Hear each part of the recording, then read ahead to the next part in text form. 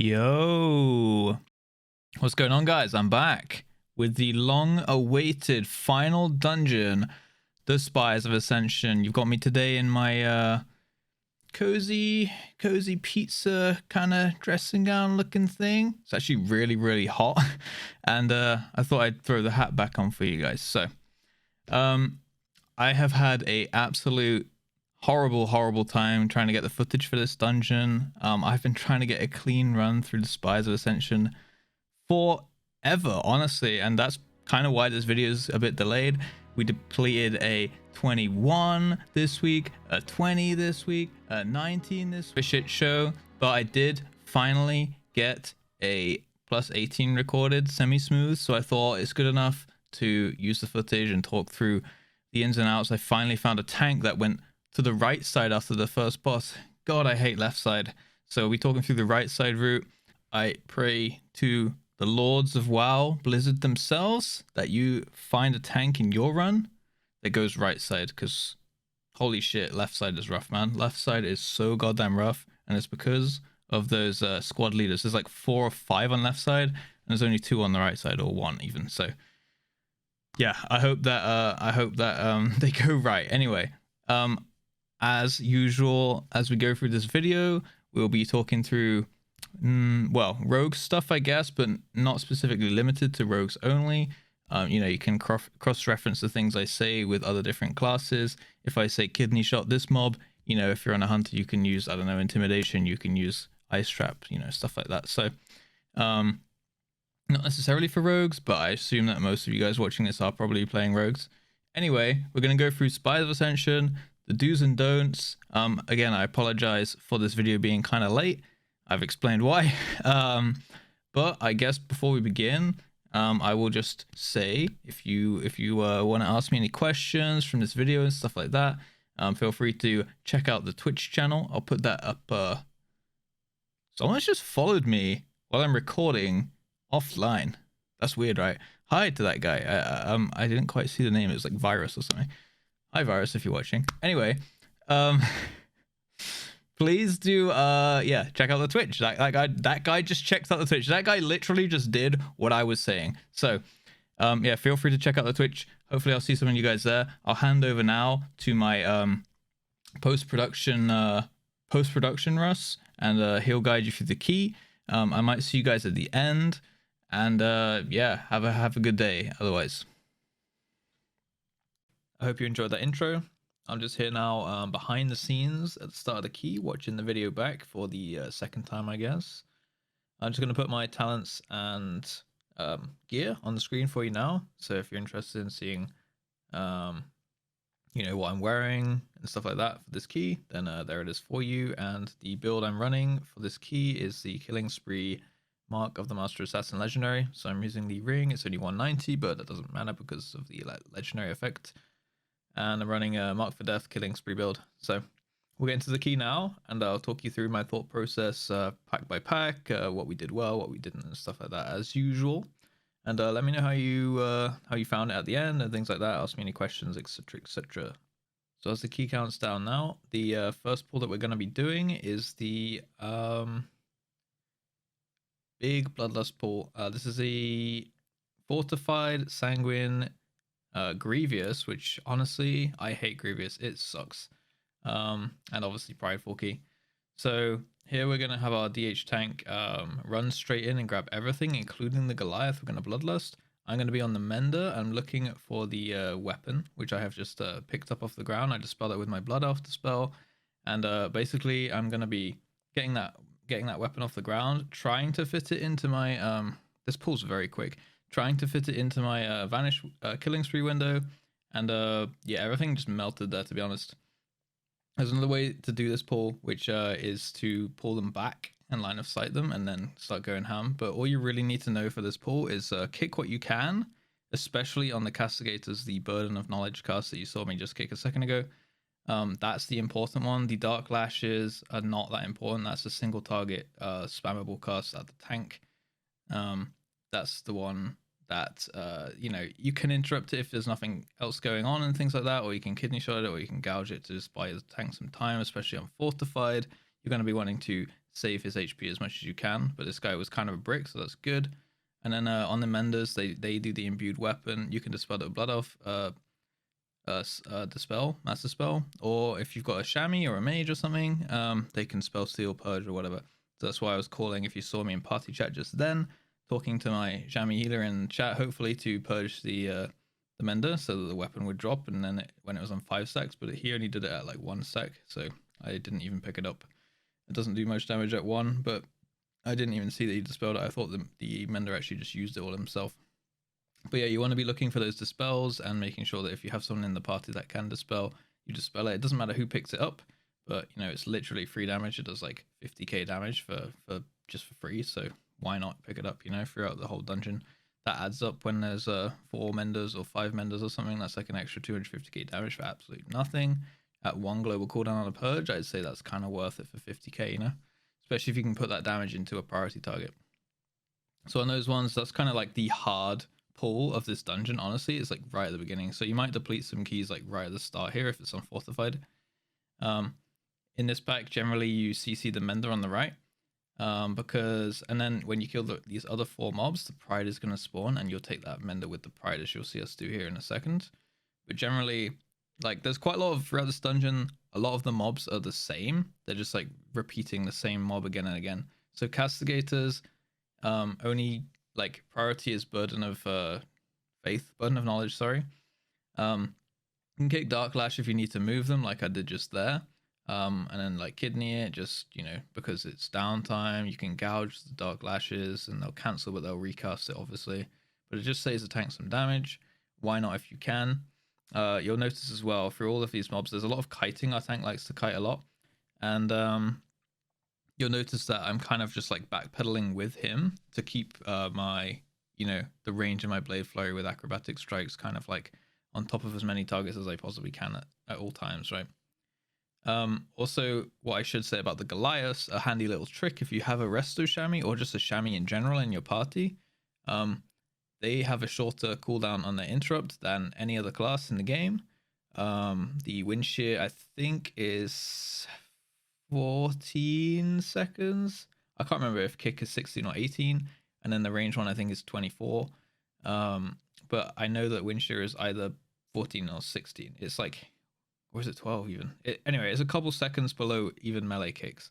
So your chamois will have his kick ready for every single cast that a Goliath will do, which is the like Rebellious Fist, I think it's called. Just make sure that if you do have a chamois, just tell him like to like assign him a mark every time you go into a pool with a Goliath, and just say you kick every single one on, you know, purple or orange or whatever it is. So that's a handy tip there. But yeah, a lot of these mobs, Fortified is quite dangerous. You just want to be making sure that you kick what's important, which I'll go through as we go through, and you just kind of like chuck your kidneys and gouges out like pretty freely here, honestly, just to stop casts, like any non-important cast, because obviously if you stop an important cast, it's just going to keep going through again, right? So on this boss, we didn't have Bloodlust, obviously. You can see here I got the spear on me. You can move out to the edge, as you'll see me do in a second on the next spear I get. But generally, all I do is sit on the bird, the what's it called, Azules. I sit on the bird instead of the boss because I guess I just find it a little bit safer. If I stand on the boss, maybe I'll miss, like I won't look where the bird is facing or something, and I might get caught by one of his cones. Generally, how he works, he's gonna turn a direction after he moves, and he's gonna fire out 3 of these barrages in that direction, one after another. If you are playing Killing Spree, make sure you do not Killing Spree while he's doing this. Like, it's not, you can't do it between his casts. You have to wait for all 3 casts and then you Killing Spree, right? Kind of like as he's moving. Even if like these barrages come like out of the center of his hitbox. So no matter if you Killing Spree like between them, or you think that you're behind him when you Killing Spree or something like that, you'll get hit by these. Trust me, I've died from it. So just trust me on that. Do not Killing Spree while he's doing the barrage. You see here, I'm moving out with a spear to drop it out the side. If this is a long boss fight, that's a bit more important, but here, you know, he's about to die, so it's fine. These bosses do share HP, so just make sure you're blade flurrying. You know, sit on the bird, dodge his frontal cones, and then just what's it called? Yeah, just blade flurry the boss when they're in range. Like, it's basically extra damage. So we flare the right pack here. As you might have seen, I switched to crippling poison for this pack, just so that I know that we can kite. I know that the mage flame strikes slow and things like that, but just in case, and like we have binding shot and we have tar trap and stuff, but I wanted to just make sure that these mobs were always slowed so that the tank can kite, because these really hurt tanks, especially on Fortified. So one little thing there is you can just switch to crippling poison for the cats, like especially when it's 6 of them. Maybe not so important if you have like a pack with just a couple cats in it or something. But for this pack especially, I just switched to crippling, and then I hopefully will remember to switch back to mind numbing, which we'll find out together in just a second, because I forgot to when I watched this key through the first time. So he's pulling these, we're getting them quite low, and the Earth Ellie goes down there, and then we're going to bring him into the Dark Praetor. Now, quite often a route that you will see tanks going, if they do take the right side, as I mentioned in the intro, I much prefer the right side, just because these squad leaders do like an 80% damage reduction on everything around them, and there's way more of them on the left side than there are on the right side, so I prefer the right. I think a lot of people prefer the right side, but for some reason a lot of tanks that I've played with have decided to go left, and it's really frustrating. So generally now my new rule is I just don't go left side. Like I'll either just like leave the group if the tank is adamant going that side, or I'll tell them like, can we just go right side and do this route, you know? But this guy did like kind of a weird route. Usually you'll take 2 packs on the left after that first boss, which is like the spearmen, and then like a pack of snakes, and then you'll go right and do everything that we've just done there. And then the prize will work out a little bit better. As you'll see here, we kind of like, he had a plan that he wanted to use the pride for this double Goliath pack up here. But honestly, the double Goliath pack is not actually that hard. People get scared by it because like, if a cast goes through, generally like it's almost a wipe or someone's going to die or something. But there's a really simple solution to that, and it is just to use your kicks, you know?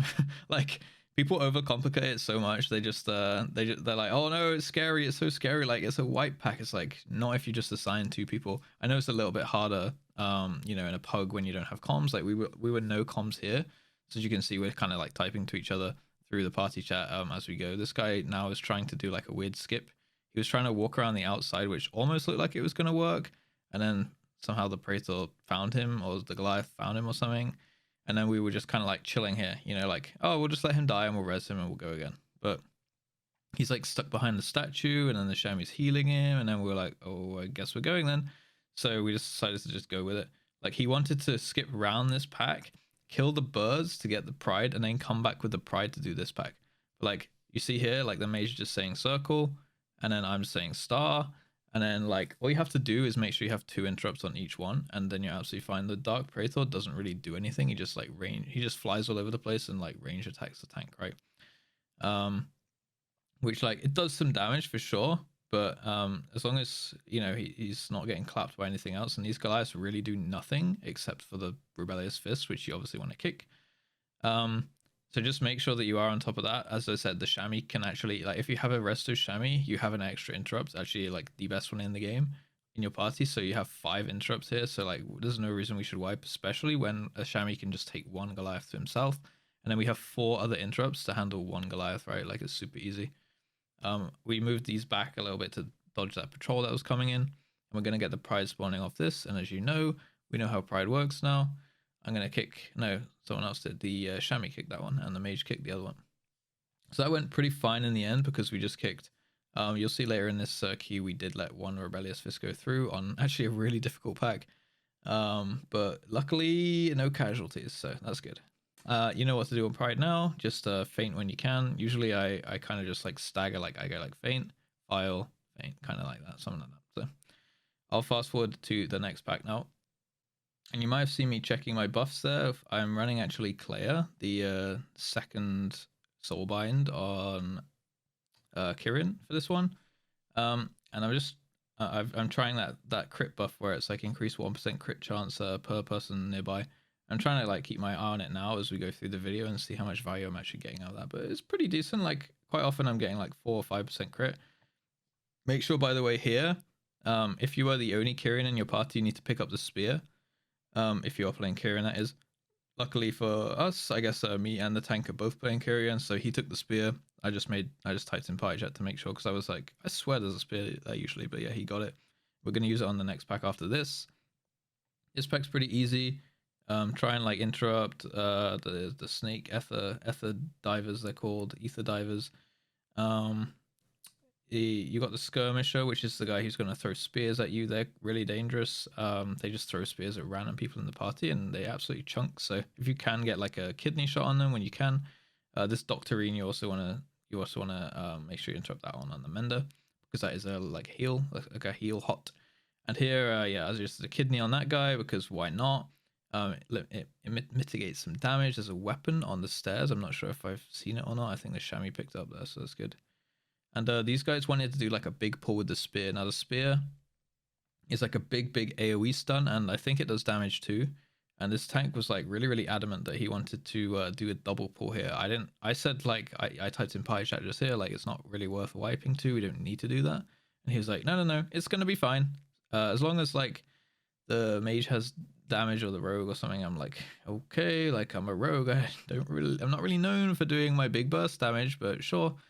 So he went in, and we did manage to just survive it, but we had a Goliath cast go through, which was really bad. Like, as you'll see, the mage does absolutely nutty damage here, and like I'm kind of carried by the other classes. The hunter even said like he didn't have cooldowns. So we did bloodlust this, and then I've got like my killing spree combo and whatnot like that. So definitely tried to put out as much damage as I could, and then obviously kind of sucked because Sanguine there like got a couple ticks of heal off and stuff. Trying to kick the effort diver there. Maybe I'll stun the Inquisitor here. Yeah, I did. And you can see the fist go off there. Boom, like that really hurts. I instantly did my my Kyrian Vial and my Crimson Vial. And I think I maybe health potioned as well. Yeah, I did. So I used all three. Like I used my Kyrian Vial, my health potion, and my like Crimson Vial, like all there to survive. So yeah, kind of dangerous. You do not want those to go through. Obviously, you can cloak it if you know it's coming, but I was focusing on like stunning, controlling the castigator, I think. And then we get another pride here. This is all dandy and good. One thing about this route, like I mentioned earlier in the video that you can go 2 packs on the left after the first boss and then go right. That will make so that you don't have to do a second pack before the second boss, basically, to get your last pride. Or sorry, your 4th pride. It will this route means that we now are like low on count to where we should be. We're getting prides at kind of like random times. I'm not a big fan of like how we did this route, but it worked out, so it's fine. The hunter somehow got like tagged by me there. That's kind of bad of both me and them. And then but yeah, I guess we had pride for this pull, which doesn't really do too much. In these packs, these squad leaders, you want to focus them down. As I said earlier, they have like an aura around them where everything around them takes 80% less damage. So you literally need to single target, and that's why I think that the left side is so difficult, because there's so many packs with these squad leaders in, which also have dangerous mobs in, but you don't really feel like you want to CC them because, like you don't ever want to take a mob by itself, but then you have to deal with all their mechanics, and then you're just like sitting there like tunneling this one mob doing no damage to anything, and like there's all these like dangerous mechanics. There's like spearmen that you have to like CC, and then there's like casts that you need to kick, and all of that is like taking away from time you could spend killing the squad leader. So I don't know, I just think it's harder and it just slows down the key. Right side personally I think is very easy in comparison. So yeah, that was our first spear on that side, and then we're going to go over to the second boss room. On the next pack, we're going to put down some CC. This one is really difficult. This is where you would usually spear, in my opinion, on this pack and just pull everything. But there is a squad leader here. So even if you spear, you still need to focus down and single target this squad leader, right? Like I chucked a... oh, I didn't chuck a blind. I think I might blind it soon. You can't go in and sap here because... oh, we have a polymorph and we have an imprison. You can't sap because the Praetor has stealth detection. So you might need to just like wait for the pull and then blind if you can, or you can like shadows. I know that you can shadow step sap if you're sub, but I don't know if any of you guys are playing subtlety. You can maybe like just before the pull run in and like do a sap, but you'll probably body pull. So as long as your tank's ready, you can like sap body pull and that'll be fine if you need to. But yeah, generally you just want to be hitting this squad leader and kicking like the Inquisitors or the Castigators, and the Dark Praetor's just going to stand, like, fly around and be annoying. And then, like, slowly but surely, we're un-CCing the mobs. As you can see here, the Inquisitor there had a little heal. I think I Blood Elf silenced that one off. So yeah, I did. So, you know, just a little bit more. You can purge that as a mage or a chamois or whatever. Spell steal it maybe. But yeah, this pack is pretty much just get the squad leader down, and then you can just work on it. Like, you've seen all these mobs before now. The champion is the one doing the heal. He's kind of like a mender, but without the imbued weapon. And the Dark Praetor is just kind of like sitting there doing nothing, being annoying. Ether Diver, just kick it when you can. And, you know, you've seen the rest. So this is where you would usually get a pride and you would go into the boss. Our tank has just leapt over to the boss room there to pull the boss, because the boss kind of like charges around the room and sometimes you can ninja pull it and it's really annoying. So he's just gone over there to like pull it out to reset it. And once you reset it, it's going to always just stand still in one spot. So he'll be now, like, when he does respawn, he'll be just like chilling in the corner, so we can go pull it when we want and it won't like interfere with the support or anything. So here, same kind of stuff. There's a cat in this pack, which is stealthed. As you can see, it comes out there. So we just chuck down some CC on the champion. Once again, we're going straight in on the squad leader. We're going to get a pride, I think, at the end of this pack, or maybe even halfway through. Watch out for the squad leader. I know I'm talking really quick, by the way. There's so many mechanics to talk through. But yeah, these squad leaders, they're going to do like a frontal, conal, like, I think it's a line actually at the tank. And they usually do it after they fly into the air. So they fly into the air, they put a swirly on the ground. There's the dodge now. I've got a weak aura for it, as you see. There's like a smashy smash. So this one actually went before the charge. You see that's a charge where it flies in the air. Then it will usually run over to the tank, and then it'll probably do the smashy smash. So you can get some cleave going like while the squad leader is alive, but you'll be doing nowhere near as much damage as like if you, you know, if he didn't have the aura or something. There you go, the weapon got the spell there. I didn't do that one. I didn't actually see it go down. But there's a weapon on the stairs. You see that glowy weapon on the stairs? It's literally just 3 damage. So if you do ever see one of those on any class, by the way, you can go pick it up. So just go pick it up, and then like when you melee hit it, it'll throw the weapon at it basically. So you can do it as like a melee or a hunter or whatever. I don't know if it works on spellcasts personally. And there you go. There's the pride into boss. This boss is pretty difficult, to be honest. It's like one of those ones where it's really, really easy to just like lose your focus for half a second and you'll die, or someone in your party will die. These prides were really, really, really unforgiving on this Grevious week, by the way. Like, I actually hated this week. I think it was terrible. People were like, oh, this is a good push week. It's like Grevious plus Prideful is really, really, really bad. And I've just done some keys today, you know, on the fresh, on the reset now with the fresh affixes. And my god, it was so much easier doing like 18s, 19s and stuff.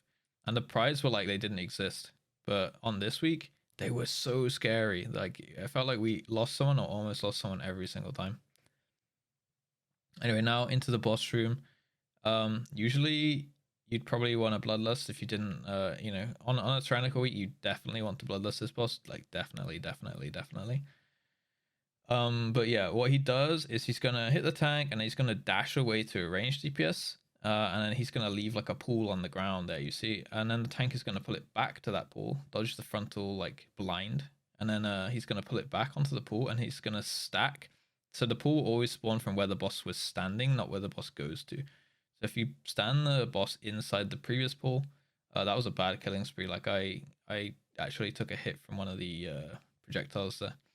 So you're gonna spawn a pool, and then you're gonna drag the boss back into a pool, and then he's gonna jump away again. He's gonna spawn another pool, and then you drag him to like the opposite side of the room, so you have like maximum travel time on the projectiles for this recharge phase, where both pools are gonna start like spamming out their projectiles, right? And it's okay to stand in front of the boss and lose a bit, like, just so you have the better camera angle. I guess you can stand with your, you know, behind the boss and turn your camera. But if you want to be like extra safe and know like your left is your left and your right is your right, like I'm doing, you don't actually lose that much damage by like standing in front of the boss for just like a couple seconds. If you're like really, really, really push for DPS, then sure, why not? But yeah, we want to place like 2 pools and then move into the other side of the room, and then we place 2 pools there, and then we're moving him to like, I guess, the middle of the room, like the other one side. And then we just like, he's saying like stand on my side so you can see, so you can just see all the projectiles coming in, and it's pretty much just happy feet. Practice your dance moves, try and dance as much as you can, do as much damage as you can as at the time, but at this point it's like almost like just do your rotation from muscle memory while you're looking at the projectiles. Like, focus your attention on the projectiles, and your DPS comes second in that in that recharge phase. And then once the recharge phase is over, they're just gonna start doing a little spinny like solo like little projectiles. As you saw me there, the Shami was standing like outside the room, and I was saying like, Shami move in, don't reset, because like if the boss had leapt, like it's random who he leaps to, right? And if he leaps to like he could leap to a ranged DPS, and the Shami counts as that, right? So the Shami was standing like outside the room where the boss would have reset if it jumped on him. So I was telling him to like move in, because like there's no reason for him to stand there. Like sure, he's safe from the projectiles, but if the boss leapt there, the boss resets and we lose, like probably deplete the key, honestly. Like especially if you bloodlust there and like you lose all your cooldowns and whatnot. And we used the combat res because the hunter had like I guess a brain fart, got hit by a projectile, the DH had to go res him. So just make sure that nobody is standing like outside the room, especially if they're a ranged DPS, because otherwise, if the boss does jump to them, it's probably going to just like trigger the reset, as you saw like the DH tank went to reset him before we did him. And yeah, you obviously don't want that. So just one thing to bear in mind, like make sure that nobody's standing outside the room, because I've definitely had that before where somebody stood outside the room and the boss leapt on them and then it reset and then everyone got like super mad, especially on Tyrannical when you've lost it and stuff. So this is just a Hellion. It literally does no mechanics. It used to do like a frontal cone attack and they removed it from the game. So all it does is the little, I guess it seems to be doing AoE, and then it does the, oh yeah, it's just AoEing random people. That's interesting. I actually didn't notice that until I watched it just there. Anyway, it does a little fly into the sky and then it just like slams down, and that's about it. So just don't stand in that. The pool it leaves on the ground actually really, really hurts. So just make sure you don't stand in that. And then we go for the normal skip, which is just jump over that. If you do skip that mob, by the way, when you go in the brazier, dismount and then jump on the brazier and then walk forward. Do not do it when you're mounted up. And here, for some reason, I was in stealth. I don't know what I was trying to do, honestly. Like, it was really dumb of me. I was like, I saw the demon hunter in prison. I can just walk past because I'm a rogue. Everyone else can jump up the staircase. But for some reason, I don't know why, I must have like got bored or something. And I just decided like, I wonder if I can sap that Justica. And then like it saw me in stealth, even though it doesn't have stealth detection, because I checked afterwards and it doesn't have stealth detection. So I was just wondering how it saw me, and I think it just does an AoE cast around it and it just happened to hit me or something. Anyway, like someone else died too. And I was just like, can you res me? Like, my bad. It was fine, but like I did something stupid for absolutely zero gain. Never do what I did. Okay. Like I just decided, hey, I'm gonna try and sap it, just like for science, I guess. But yeah, in an 18, maybe not the best playground for that, you know? So I'm getting rezzed here, but that was just honestly a completely pointless death. I think the mage also died somehow. I think even another guy died somehow. So yeah, don't do what I did, okay? Do as I say, not as I do. You're here to hopefully learn from my mistakes as well as your own. So that's all in the interest of becoming better players. We decided to shroud ahead here because I was like, what's the demon hunter up to? But yeah, he wanted us to go behind the pillar and then he was going to pull to us. But the mage has invis, so I know that we can just shroud through as it is, yeah. And here, yeah, you want to pull these usurpers and usurpers behind the pillar, because they also do the cast where they throw the spear at random people in the party, the hurl attack. It really, really, really, really, really hurts, especially on Fortified. So you can kidney shot them, help out there. I just did a kidney shot just as that one was dying. Yeah, the boss wants to do the tank one is to go boss and then do the other pack. But yeah, you want to pull them behind the pillar, and then you can pull them behind the pillar again, like keep like kiting them around the pillar, basically like it's PvP, you know. And these purifying blasts, you can feint on the boss, by the way. So it really, really, really helps on Tyrannical. Make sure you feint if you do get it, yeah.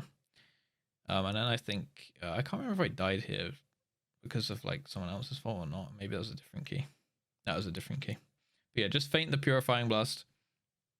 And yeah, those usurpers is literally just like free kills. You just need to hide them behind the pillar. So make sure you do line of sight. Never stand in range of them, or they're just going to chuck a spear in your face, or like 5 spears in your face, and you'll just get one shot. So here, basically the aim is we're going to be spreading loosely and then stacking up, as you can see here, for the ordinance. And then we're going to place them all in one space, and then we're going to kind of like make a line. So the boss is going to put like one load of ordinance, then we're going to make a line, like walk him down a line, an imaginary line, place the second ordinance, and then basically whoever's soaking, which I was just asking there, if the tank is soaking or if I am soaking or the mage can soak or the hunter can soak, then, you know, like I can go cloak all the blobs. I can like run through 5 blobs and then cloak and then run through another 5 blobs, and that's fine. But the boss actually takes increased damage. You see we bloodless here. He actually takes increased damage while he's recharging. So it would be quite a big DPS loss for the group if I had to run around and go cloak. Same goes for like the mage blocking, ice blocking, and the hunter like doing turtle, right? So the tank goes to do it because he obviously does the least out of all of us on single target especially. So it makes sense for him to go soak. I don't know about on Tyrannical if the tank can survive that unless he has got like a cheat death or got meta or something. But so you might be asked to do a soak. But if you're not, then yeah, like if it's fortified, I'm pretty sure the tank can go soak, especially if he's like a DH. Just he can just run through all the blobs and then you have more uptime on your DPSs anyway. But just know that you might be willing to do it, and the way that you do it is not to like run through the 5 balls in cloak. It's to like take the 5 balls without cloak and then cloak the second 5 balls, which will drop the dot and stop the dot stacking from the next 5 balls, right? So it will like cleanse you. You can take 5 because it's only a dot. It doesn't do like direct damage when it hits you. You'll like just take a big dot and then you just cleanse the dot while you soak the second set of balls, and then you're just like completely fine. If you do need to soak that, it's same with hunters. You can take a few and then turtle and then do that, and same with mages. You like take 4 or 5 until you're getting low, and then you chuck ice block on and then soak the next ones, you know. And then failing that, if you can only take 5, then the other people can just take 1 stack, like 1 ball each, you know. But yeah, pretty simple boss. So it's 2 stacks of you know, you stack up for the ordinance, then you move him, and then you stack up for the ordinance again, and then it's a recharge, and then it's ordinance, move, ordinance, recharge. And that's pretty much how that boss goes. And then there's yeah, sorry, there's one extra thing I want to say about the boss really quick. It's that after you stack for the ordinance, where you stack and you put all 5 big swirlies down in one spot, or pretty much in the same spot, do not run through the boss. Like run to the side of the boss and behind. Do not run through the boss. Do not stand on the tank, because sometimes he will do like the big tank smashy stomp, which is AoE on the tank as we're moving. Just make sure that you don't get caught out by that, okay? Like don't follow the tank, don't run through the boss or anything like that. Just run to the side and take the long way. You'll lose like 2 seconds of DPS, but you won't die. I've seen a lot of people get caught out by that, where they just follow the boss because it's the, you know, it's like the path of least resistance. It's the eye of the crows, so to speak, you know, like is that what it's called? Eye of the crow? You know, the complete straight line as the crow flies. Is that it? Yeah. Eye of the crow. As the crow flies, the like shortest distance between A and B. And it's really easy to get caught out by that. So just make sure that you know, sacrifice 1 to 2 seconds of DPS and go the long way. You probably don't even lose DPS as a rogue because of acrobatic strikes and your increased combat range or melee range anyway. But just make sure that you are aware that that is a thing, that the boss will just randomly stomp the tank as you're moving from the ordinance. So just don't stand on the tank or on top of the boss or in front of the boss or anything like that. Now, when you get upstairs, pretty much, in my opinion, the way you always should go is middle, left, right. Now, that's if you're looking at it from the POV of the Archon, yeah? So we took the middle one, and then we're taking JustRuss, which is the spear one, and then we're going to take the big bad AoE motherfucker as the last one. I don't know his name, but the middle one does pretty much nothing. It'll just give you a stacking damage taken increased, damage taken increase as you go through. I got hit by a spear. That's very bad. But yeah, it does nothing really. It drops off even.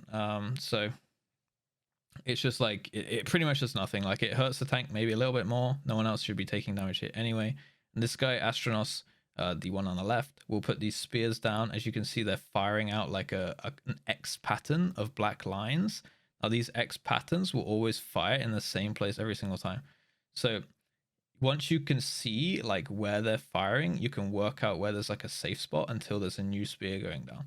And then basically it's like a mini game of like trying to remember where the X patterns are crossing over and finding an imaginary, like finding a safe spot that you can think like, okay, here was safe when that one fired, and then you're safe from all of the ones from that spear, right? And they'll last for a really long time.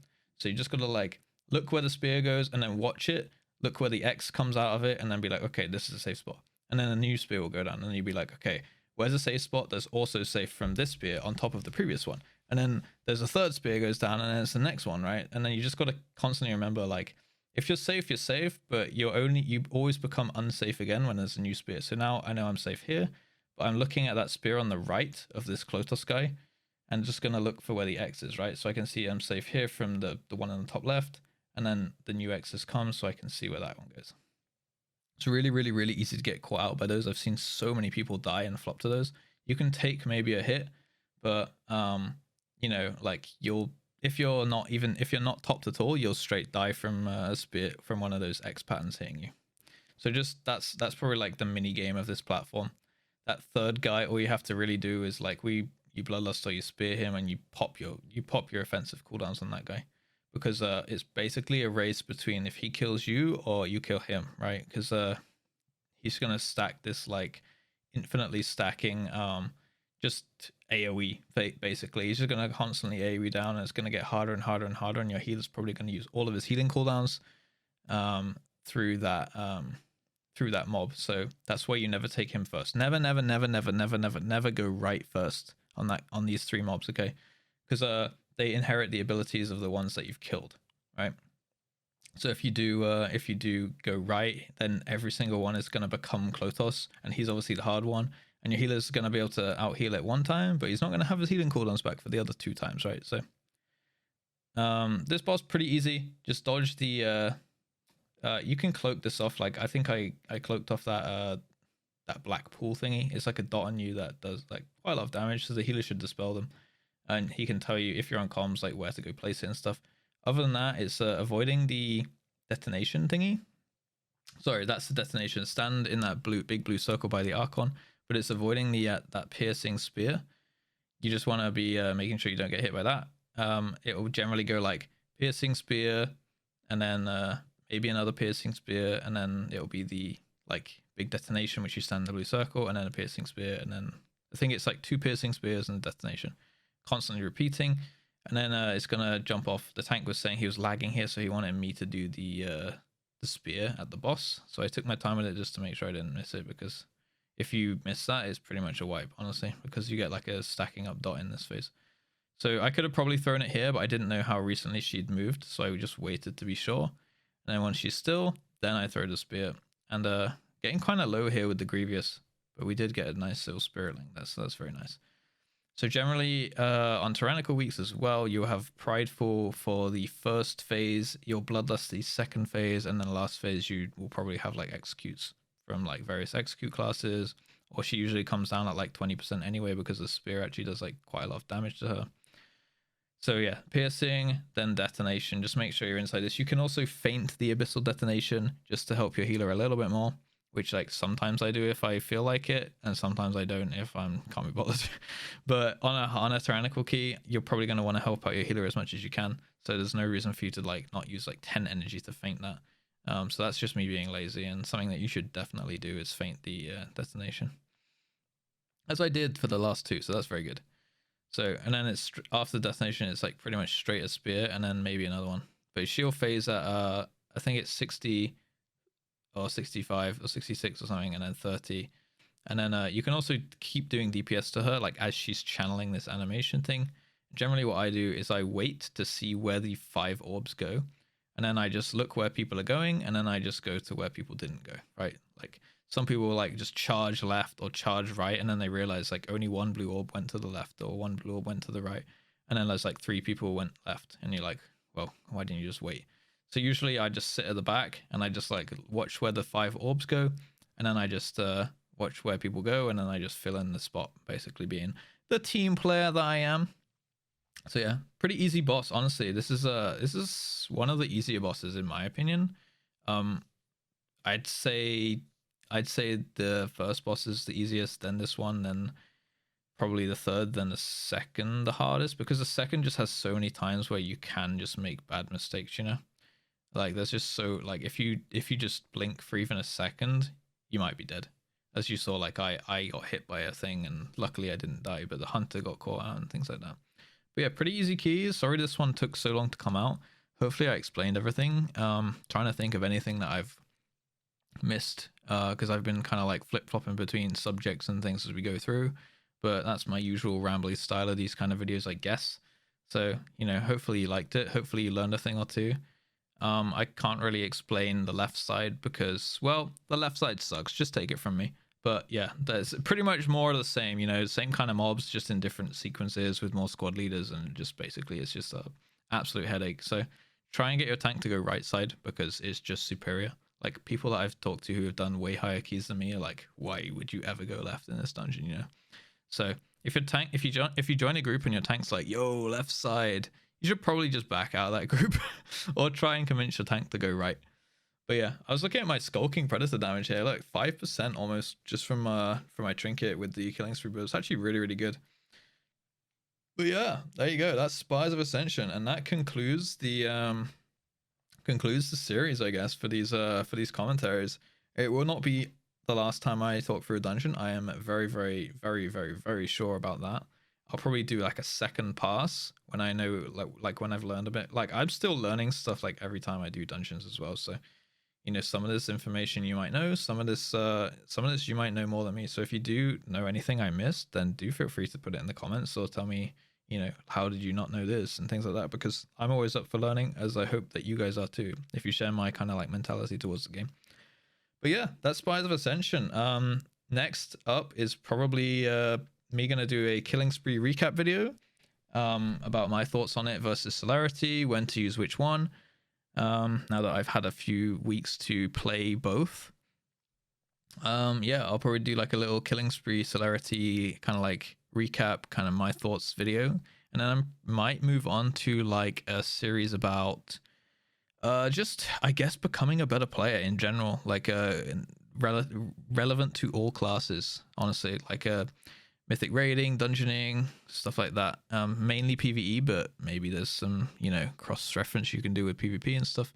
But yeah, I wanna make a series, like a mini series, maybe like 7 or 8 parts, about all the different parts of the game that I think are important to mold you into a better player, like a better version, the best version of yourself that you can be in this game. So at least like mindset things that I kind of live by, like my ethos, I guess. So I'll put that all into a video series, along with, I don't know, tell me what you want to see on the channel, guys. Like more rogue stuff, other classes. Like, I've been playing my mage a bit recently. I play loads of different classes, but I'm a rogue main, you know, at the moment. So honestly, just tell me what you want to see, and I can probably find a way to fit it in or do something along those lines. Maybe it'll give me some ideas. But hopefully you enjoyed the intro. I tried being funny for once, so let me know if you did. Give it a thumbs up if you liked it. Type in the comments so I know to keep doing like more like kind of skits and things and whatnot. Anyway, guys, thank you. I will say again, as always, if you did like the video, make sure you give it a like. If you want to see more of this kind of stuff, and if you're new, make sure you hit that subscribe button. As I said at the start of the video, head to the Twitch channel. I'm there 5 days a week, or more or less, or maybe that much, I don't know. But yeah, I stream very, very often, so do head out to the stream. Give me a thumbs up over there. Come say hi and stuff like that, and we'll hang out with you, okay? But yes, thank you very much for watching, guys.